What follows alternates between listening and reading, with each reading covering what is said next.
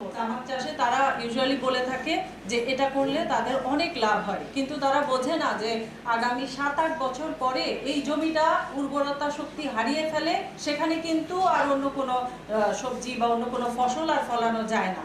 তো এই বিষয়টা নিয়ে আমরা যারা চাষি আছে তাদের সাথে আমরা সভা করেছি। সিংড়ার একটা সভায় আমরা যেটা দেখেছি যে ওখানে যতজন তামাক চাষি ছিল প্রায় 50 জনের মতো ছিল।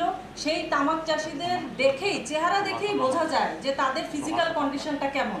তাদের চোখ লাল হয়ে থাকে, চামড়াগুলো একেবারেই রুক্ষ, এবং দেখেই বোঝা যাচ্ছে যে তারা শারীরিকভাবে সুস্থ না, কিন্তু তারা অধিক মুনাফা লাভের আশায় এই তামাক চাষের সাথে তারা নিয়োজিত।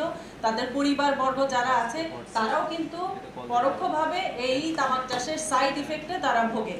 তো আমরা চেষ্টা করছি যে তামাক চাষি যারা আছে তাদেরকে নিরুৎসাহিত করে তারা যাতে অন্য ফসল একেবারে সমপরিমাণ লাভ হয় বা তার চেয়ে বেশি লাভ হয়, এটা যে ধরনের ফসল উৎপাদন করলে তারা লাভবান হবে সেই ব্যাপারে তাদেরকে উৎসাহ প্রদান করার চেষ্টা করছি।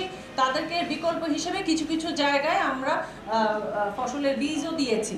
তো চেষ্টা অব্যাহত আছে, কিন্তু আমাদের যেটি দরকার একেবারে ফ্যামিলি থেকে, পরিবার থেকে সচেতনতা গড়ে তোলা, এবং স্কুল পর্যায়েটাকেই আমাদের হিট করতে হবে। ইতিমধ্যে আমাদের একজন বক্তা বলেছেন যে আমাদের ওই বয়সী 18-র নিচের যে বয়সী বা আছে, বয়সী যারা আছে তাদেরকে মধ্যে এটার প্রতিরোধ গড়ে তুলতে পারলে আমরা অনেকখানি তামাকমুক্ত থাকতে পারবো বলে আমাদের মনে হয়।